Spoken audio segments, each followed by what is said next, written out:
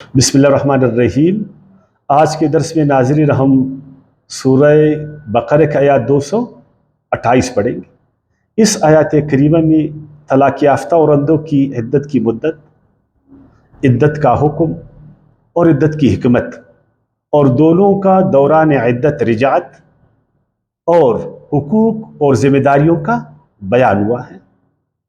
والمطلقات یتربصن، اب ضروری ہے خصوصاً ان مردوں اور عورتوں کے لیے جنہوں نے نکاح کی ہے، نکاح اور طلاق کے مسائل جاننا دونوں کے لیے ازحد ضروری ہے کہ وہ طلاق کو بھی جانے،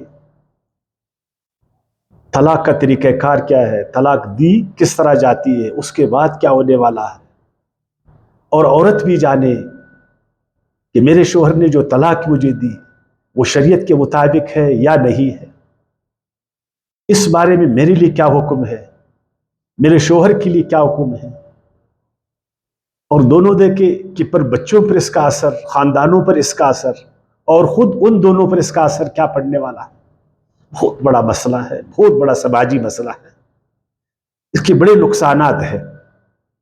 اس لیے ضروری ہے کہ نکاح اور طلاق کے مسئلے کو خصوصاً نکاح والے مرد اور عورتیں اچھی طرح جانیں، بلکہ ہر ایک مسلمان اس کو جانے، کیونکہ اکثر و بیشتر ہم نے اس مسئلے سے گزرنا ہے۔ تو آئیے آج ہم عدت کے مسئلے کو سمجھ کہ عدت ہے کیا، اللہ نے ایک عورت کو عدت کا حکم کیوں دیا کہ وہ طلاق کے بعد عدت گزارے، عدت میں وہ شادی نہیں کرے، عدت گزرنے کے بعد پھر وہ شادی کر سکتی ہے۔ آخر کیوں اس طرح ہے، اس کو یہ حکم اللہ نے کیوں دیا، اس پر یہ چیز لازم ہے، واجب ہے، سنت ہے، کیا ہے، اور اس میں حکمت کیا ہے، کیوں شریعت اس کو روک رہی ہے عدت کے دوران کسی اور مرد سے شادی کرنے سے،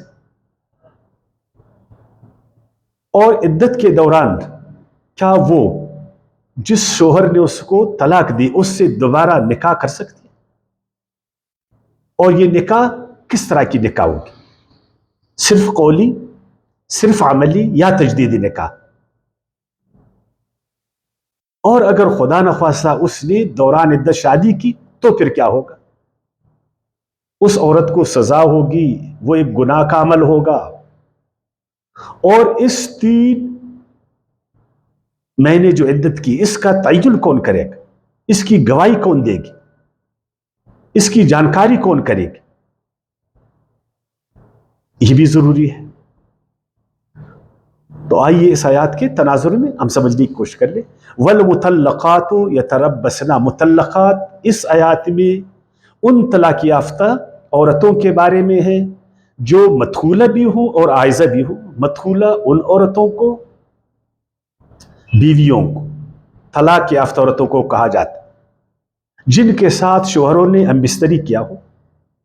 حائزہ ان کو کہا جاتا ہے جن کو ماواری آتی ہے، جن عورتوں سے ان کے شوہروں نے ہم بستری نہیں کیا ان کی عدت نہیں، جس طرح کی سورہ احزاب کی آیات 49 میں ارشاد باری تعالیٰ ہے، فما لکم علیہن من عدہ، جن عورتوں کے ساتھ ہم بستری نہیں ہوا، شوہر نے ان کو طلاق دی، ان کی کوئی عدت نہیں۔ اور اسی طرح جو عورتیں عائسہ ہے، بانجھ ہے، یا کسی وجہ سے ان کو ماواری نہیں آتی، ان کی عدت پھر 3 مہینے ہے، جس طرح کی سورہ طلاق کی آیات 4 میں اللہ تعالیٰ نے ارشاد فرمایا فعدتہن 3 اشہر، ان کی عدت 3 مہینے ہے۔ اور وہ عورتیں جو حمل سے ہیں، جن کے رحم میں نطفہ ہے، تو ان کی عدت جو ہی حمل باہر آ جائے، بچہ جنے، اجلہن ان یضعن حملہن، یہ بھی سورہ طلاق کی آیات 4 میں ہے کہ ان کی عدت یہی ہے کہ وہ حمل کو جنم دے، حمل ظاہر ہو جائے، بچہ پیدا ہو جائے، تو ان کی عدت پھر وہ ختم ہو جاتی۔ تو یہ عدت قرآن کی روشنی سے 3 قروء ہے، ثلاثۃ قروء، قروء کہتے ہیں حیض کو، ماواری کو، لیکن آئمہ ثلاثہ حضرت امام مالک، امام شافعی اور احمد بن حنبل رحمہ اللہ وہ کہتے ہیں کہ حیض نہیں، طہر کی حالت کو قروء کہتے ہیں۔ امام ابو حنیفہ رحمہ اللہ وہ فرماتے ہیں کہ قروء حیض کو کہا جاتا ہے، اور قرآن سے یہی بات قریب تر ہے کہ قروء سے مراد ماواری۔ اب ماواری کے میں سے 3 ماواری، جو ہی تیسری حیض سے، تیسری ماواری سے عورت گزر گئی بالکل صاف ستھرا، وہ نہایا دھویا، اس کے بعد وہ عدت سے نکل گئی، پھر وہ دوسری شادی کر سکتی ہے۔ جب تک تیسری حیض نہیں ختم ہو، ابھی تک عورت نہایا دھویا نہیں، پاک صاف نہیں ہوا، وہ عدت میں۔ بعض علماء کہتے ہیں کہ تیسری حیض جو ہی آ گئی، تیسری حیض جو ہی آ گئی، اس کے بعد وہ عدت سے فارغ ہو گئی۔ لیکن قریبی بات یہ ہے کہ 3 حیض وہ مکمل ہو جائے، کیونکہ ثلاثۃ قروء اللہ تعالیٰ نے فرمایا، ثلاثۃ قروء، قروء کا مطلب حیض ہے، تو پھر 3 حیض ہم کو پورا کر، تاکہ 3 حیض مکمل ہو جائے، ذہنی طور پر بھی عورت مطمئن ہو جائے، ذہنی طور پر بھی وہ مطمئن ہو جائے۔ اور اس کے لیے علماء کرام نے، ابو حنیفہ رحمۃ اللہ رحمہ اللہ نے 60 دن، اور ان کے شاگردوں نے جن کو ہم صاحبین کہتے انہوں نے 39 دن کہا ہے۔ یہ کچھ فنی مسئلے ہیں، یہ کچھ فنی مسئلے ہیں۔ تو اس دوران میں بیوی اللہ کے حکم سے پابند ہے کہ وہ دوسری جگہ شادی نہیں کرے گی۔ کیوں؟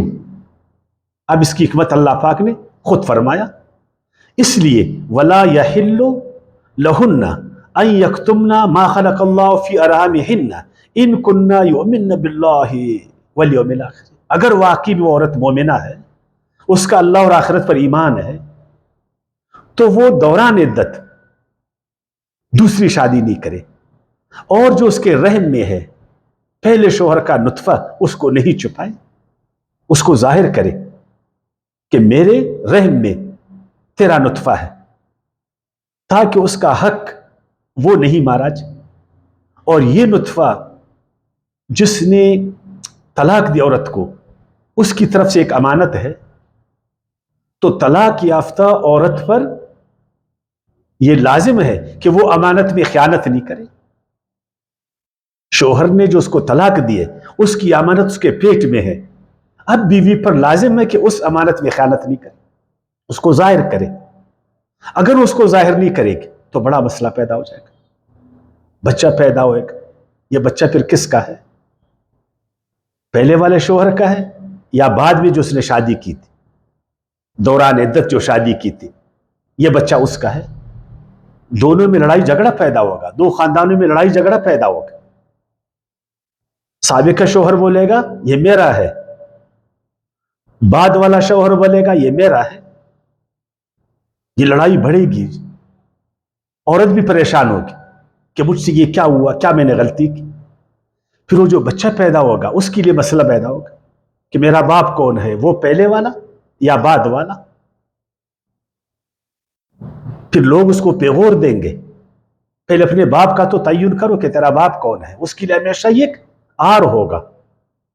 تو اس سے بچنے کے لیے شریعت نے عورت پر لازم قرار دی کہ اس وقت تک وہ شادی نہ کرے جب تک وہ جو نطفہ ہے وہ ظاہر نہیں ہو جائے۔ اگر ہے بھی ظاہر ہو جائے گا 3 حیض میں، اگر نہیں بھی ہے تو ظاہر ہو جائے گا۔ اگر وہ 3 قروء، 3 حیض، 3 ماوری رکے رہے گی تو دونوں حالتیں ظاہر ہوگی۔ اگر نطفہ ہے تب بھی ظاہر ہوگا، اگر نہیں ہے تب بھی ظاہر ہوگا، مسئلہ کلیئر ہو جائے گا۔ ہاں ایک اور حکمت بھی اس میں ہے، اس 3 حیض کے دوران، طہر کے دوران یا قروء کے دوران ہو سکتا ہے کہ دونوں کے بیچ میں اللہ تعالیٰ دوبارہ سنگتی ڈالے، الفت محبت ڈالے، وہ ٹینشن، وہ غصہ وہ ختم ہو جائے، اور پھر سے میاں بیوی کی طرف رجوع کرے یا بیوی کا رجوع میاں کی طرف ہو جائے، دونوں میں اللہ پاک ایک راستہ بنائے اور یہ گھر دوبارہ سے سدھرے۔ خاندانوں میں دوبارہ سے رغبت پیدا ہو جائے, جو نفرتیں جنم دی تھی وہ ختم ہو جائے, اور اگر بچے ہیں تو ان کو اپنا باپ اور ماں ملے اور ان میں محبت پیدا ہو جائے, اور وہ یتیمی کے, میں تو اس کو یتیمی ہی کہوں گا, یا تو وہ بے باپ بن جائے گی, بچے ماں کی طرف آئیں گے تو باپ محروم ہوگا, اگر باپ کی طرف جائیں گے تو ماں محروم ہو جائے گی, تو بچے تو یتیم ہو جائیں گے. تو اس قرب سے بچنے کے لیے اللہ پاک ایک راستہ ان کو نکالے اور دونوں میں دوبارہ سے دوستی بڑھ جائے. یہ دو حکمتیں تھیں جن کے بنا پر اللہ پاک نے عورت کو حکم دیا کہ وہ 3 قروء دوسری شادی نہ کرے. ہاں البتہ ایک چیز ہے, وہ اللہ پاک ظاہر فرمائے وَبُعُولَتُهُنَّ أَحَقُّ بِرَدِّهِنَّ فِي ذَلِكَ إِنْ أَرَادُوا إِصْلَاحًا. اگر اس دوران عدت کے دوران دونوں چاہے کہ ہم نے پھر سے اپنا گھر بنانا, ہم نے غلط کیا, شوہر بھی کہے کہ ہم نے غلط کیا, میں نے طلاق دے کر بہت غلط کی, عورت بھی کہے کہ میری وجہ سے شاید میرے شوہر نے مجھے طلاق دی, یہ غلطی ہوئی, اپنی اپنی غلطیوں کو دونوں مان لیں اور ارادہ کرے کہ آئندہ ہم ایسا نہیں کریں گے, آئندہ ہم طلاق کی طرف نہیں جائیں گے, اپنے بچوں کو پریشان نہیں کریں گے, اپنے دونوں خاندانوں کو پریشان نہیں کریں گے, اپنے سکون کو ہم برباد نہیں کریں گے, اپنی محبت الفت کو خراب نہیں کریں گے. تو پھر شوہر حقدار ہے جس نے بیوی کو طلاق دیے کہ اس سے دوبارہ وہ اس کی طرف رجوع کرے. یہ رجوع ہے کیا؟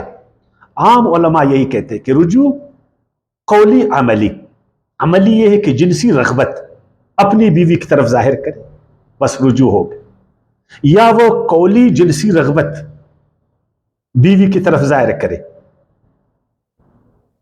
آ جا میری طرف, آؤ میری محبوبہ, تو میری بیوی ہو, اس پر پیار کا ہاتھ ڈالے, اس کو اپنی طرف کھینچ لے, اور اس طرح کا کوئی جنسی رغبت کا اظہار کرے, اس کو علماء رجوع کہتے. لیکن قرآن کی روح سے یہ رجوع بعض علماء کے نزدیک رجوع نہیں ہے. محققین علماء کہتے ہیں کہ رجوع دوبارہ تجدید نکاح کا نام ہے, اس لیے کہ طلاق ایک چھوٹا سا عمل نہیں ہے, ایک مذاق نہیں ہے. شوہر نے ایک جرم کیا ایک معنی میں, کیونکہ اللہ پاک کے نبی نے فرمایا کہ طلاق تمام حلال کاموں سے ایک ناپسندیدہ کام ہے. اس نے ایک ناپسندیدہ کام کیا, اللہ کے حکم میں اس نے جلدی کی, اس لیے ضروری ہے کیونکہ اس نے جب طلاق دی تو اس کی بیوی تو طلاق ہو گئی, جب طلاق ہو گئی تو اس کے نکاح میں نہیں رہی, وہ جب وہ نکاح میں نہیں رہی وہ غیر عورت بن گئی, تو لازم ہے کہ اس کے ساتھ پھر تجدید نکاح کرے. اور تجدید نکاح کے لیے وہی ریکوائرمنٹ, وہی تقاضے ہیں جو نکاح کے لیے, پھر سے گواہی, پھر سے اکمہر کا تعین, پھر سے ایگریمنٹ.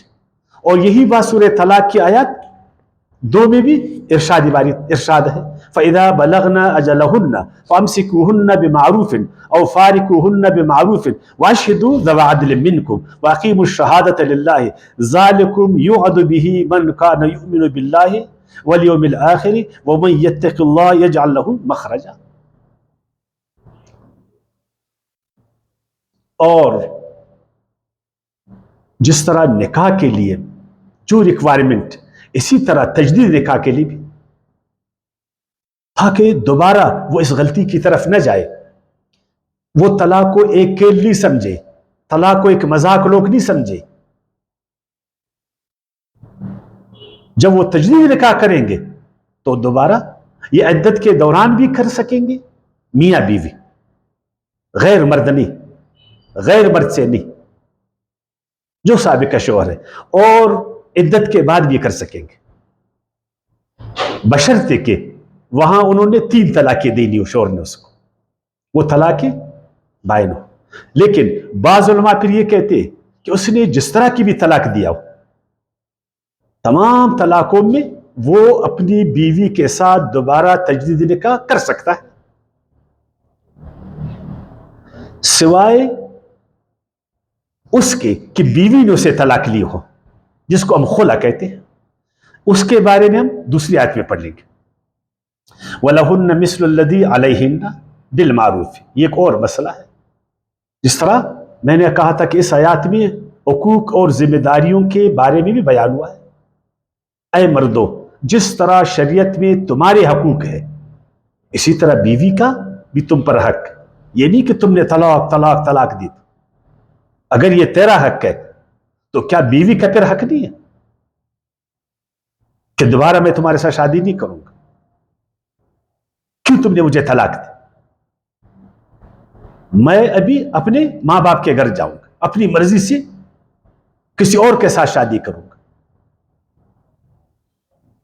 تو حقوق میں اسلام نے مرد عورت میاں بیوی دونوں کو یکسانیت عطا فرمایا.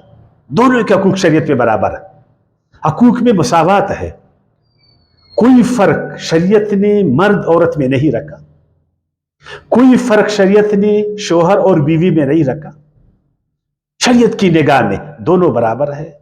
اس لیے چاہے مرد ہے چاہے عورتیں، دونوں اللہ کے بندے ہیں. اللہ پاک عدل کو پسند فرماتا، اللہ پاک انصاف کو پسند فرماتا. اپنے سارے نبیوں کو اللہ پاک نے اس لیے مبعوث فرمایا کہ وہ جا کر انسانوں میں انصاف قائم کرے. ہمارے پیارے پیغمبر نے فرمایا کہ مجھے اللہ نے حکم دیا ہے کہ تمہارے بیچ انصاف کو قائم کرو. اے ایمان والو، اپنے بیچ انصاف کو قائم کرو. تو معلوم ہوا کہ حقوق میں کوئی فرق نہیں. ہاں البتہ ذمہ داریوں میں فرق ہے. حقوق میں اللہ تعالیٰ نے فرمایا سورہ بقرہ کی آیات 187 میں، ہن لباس لکم وانتم لباس لہن. اے مردو، یہ جو تمہاری بیویاں ہیں یہ تمہارا لباس ہے اور تم ان کے لباس ہو. دونوں کو اللہ پاک نے لباس کہا. صرف مردوں کو لباس نہیں بولا، نہ صرف عورتوں کو لباس بولا. دونوں ایک دوسرے کے لیے ضروری ہے. جس طرح ایک شوہر بیوی کے لیے ضروری ہے، اسی طرح ایک شوہر کے لیے بیوی ضروری ہے. یہ گاڑی کے دو پہیے ہیں، دونوں پہیوں میں یکسانیت ہے. اگر دونوں پہیوں میں مہنگی نہیں، یکسانیت نہیں ہے، مساوات نہیں ہے، وہ گاڑی نہیں چلے گی. گاڑی اس وقت چلے گی جب دونوں پہیے برابر ہوں. یہ معاشرہ انسانوں کا اس وقت چلے گا جب مرد اور عورت برابر ہو، میاں بیوی برابر ہو، دونوں کے حقوق برابر ہو. نہیں تو پھر نظام معاشرت نہیں چلے گا. بے انصافی سے کبھی معاشرہ نہیں چل پائے گا. اسی لیے شریعت نے لازم ٹھہرایا کہ دونوں کے حقوق برابر ہے. اور قرآن نے کہا کہ یہ دو ایک دوسرے کے جوڑ ہے، زوج ہے ایک دوسرے کے، اور ایک دوسرے کے لیے تکمیل کا ذریعہ ہے. وَلَهُنَّ مِثْلُ الَّذِي عَلَيْهِنَّ بِالْمَعْرُوفِ. اور ان عورتوں کا ویسا ہی حق ہے جیسا ان پر ہے مردوں کا حق دستور کے مطابق.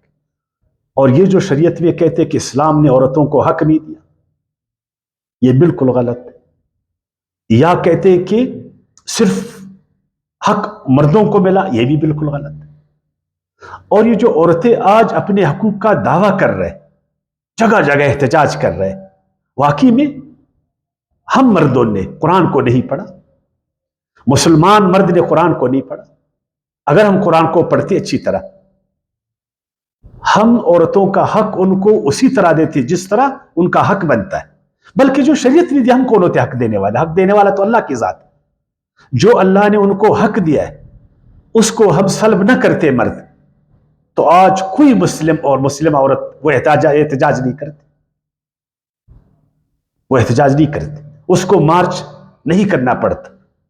عورت مارچ پھر نہیں ہوتا. اور جب پھر اپنے حق کے بارے میں وہ مارچ کرتے، اپنا حق مانگتے، تو مردوں کو پھر برا لگتا ہے. اگر تم کو برا لگتا ہے پھر تو ان کے جو اللہ نے ان کو حق دیا وہ حق ان کو دے دو، جو برابر ہے، جو مساوی ہے. ہاں وَلِلرِّجَالِ عَلَيْهِنَّ دَرَجَةٌ. البتہ مردوں کو ان پر ایک گونا درجہ ہے. وہ درجہ کیا ہے؟ ہمارے علماء نے اس آیات سے یا آیات کے اس حصے سے یہ اخذ کیا کہ دیکھو ہم نے نہیں کہا تھا کہ مرد عورت سے برتر ہے، صاحب فضیلت ہے، وہ حاکم ہے، وہ داروغہ ہے؟ بالکل ایسا نہیں. یہاں پر درجہ عزت، شرف اور کرامت نہیں، بلکہ فطری ذمہ داریوں کے حوالے سے ہے.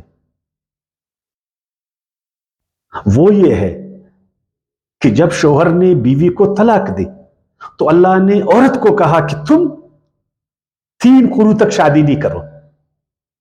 اب عورت میں کے ذہن میں ایک سوال پیدا ہوا، طلاق میرے شوہر نے مجھے دیا، جرم اس نے کیا، شریعت مجھے 3 مہینے کی سزا کیوں دے رہی، مجھے کیوں بٹا رہی ہے؟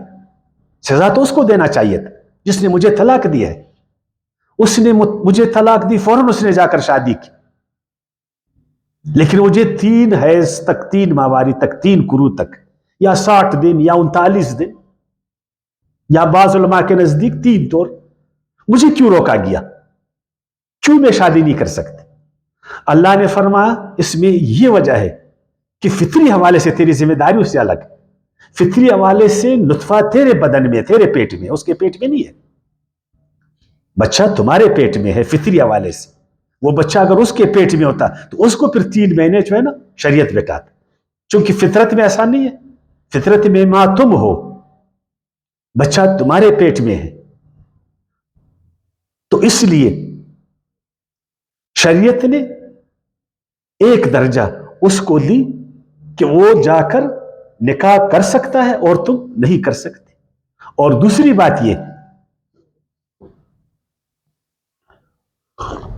اس طرح قرآن مجید نے کہا نا وَلِكُلِّ دَرَجَاتٌ مِّمَّا عَمِلُوا، درجے عمل پر ملتے ہیں، درجے صرف پر نہیں ملتے کہ مرد ہے تو اس کا درجہ زیادہ ہے تو عورت ہے اس کا درجہ کم ہے، یا عورت ہے اس کا درجہ زیادہ ہے مرد ہے تو اس کا نہیں، یا کالا ہے تو اس کا درجہ کم ہے تو گورا ہے اس کا درجہ زیادہ ہے. درجہ عمل کی بنیاد پر ملتا، چونکہ عمل اللہ تعالیٰ نے مرد پر زیادہ رکھا، اس کو عورت کا معاشی کفیل بنایا. جب تو نے شادی کی تو بیوی تمہارے لیے، چونکہ بچہ بیچارہ پیدا کرتے، فطرت میں وہ بچہ پیدا کرتے، وہ بچے کو پالتا، بچے کی تربیت کرتا ہے، تو معاشی کفالت وہ شریعت نے شوہر پر رکھا کہ اس اپنی بیوی کا اور بچوں کا معاشی کفیل تم ہوں گے. معاشی کفالت وہ بیوی نہیں کرے گی. بیوی نے چونکہ بچہ پیدا کیا، وہ بچے کو پال رہا ہے، بچے کی تربیت کر رہا ہے، لہٰذا یہ ذمہ داری تم پر ہے. تو اس حوالے سے اس کو ایک درجہ ہے. انظر کیف فضل اللہ بعضهم علی بعض، سورہ بنی اسرائیل کی آیت 21. دیکھو اللہ تعالیٰ ایک کو دوسرے پر درجہ دیتا، وہ عمل کی بنیاد پر ہے، صنف کے حوالے سے نہیں. جو لوگ کہتے ہیں کہ درجات صنف کے حوالے سے، کہ مردوں کو عورتوں پر زیادہ درجہ ہے، یہ غیر قرآنی بات. صرف درجات ملتے وہ عمل کے مطابق، وہ ذمہ داریوں کے مطابق، چاہے وہ فطری ذمہ داری یا سماجی ذمہ داری، اس حوالے سے. اور وجہ فضیلت بھی یہی ہے، وجہ فضیلت بھی یہی ہے. واللہ عزیز الحکیم، بے شک اللہ نے فرمایا کہ اللہ العزیز، اے مردو تم عزیز نہیں ہو. عزیز کا مطلب ہے غالب، سب پر غالب، مرد عورت پر غالب نہیں ہے. جس طرح کے علماء کرام کہتے الرجال قوامون علی النساء، مرد جو ہے وہ غالب ہے عورتوں پر، مرد حاکم ہے عورتوں پر، مرد داروغہ ہے عورتوں پر نہیں. العزیز اللہ کی ذات، اللہ سب پر غالب، ہم سب اللہ کے بندے ہیں.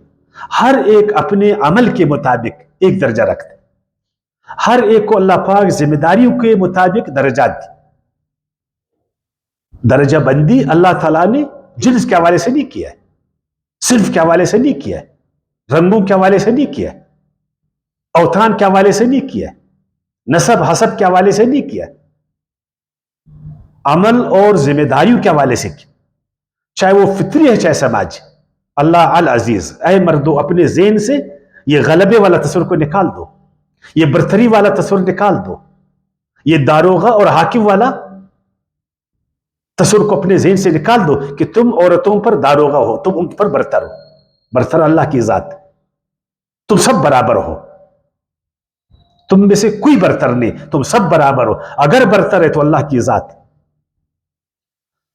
اور حکیم، اے عورتوں تم بھی اپنے ذہن سے اس تصور کو نکال دو کہ اللہ نے ہمیں کیوں 3 حیض یا 3 قروء تک حکم دیا کہ ہم دوسری شادی نہیں کریں. اے عورتوں، اس میں اللہ کی حکمت پوشیدہ ہے، اس لیے کہ فطرت نے تمہیں یہ وظیفہ عطا کیا، فطرت نے تم کو یہ ذمہ داری دی ہے کہ بچہ تمہارے پیٹ میں ہے، بچے کی ماں تم بننے جا رہے ہو، اور بچے سے تم قریب تر ہو، اس کی محبت، شفقت اور تربیت سے تم قریب تر ہو. اسکول کی وجہ سے اس میں حکمت یہ ہے کہ ان دنوں میں یہ جو عدت کی مدت، اس میں تم دوسری نکاح نہ کرو اور انتظار کرو.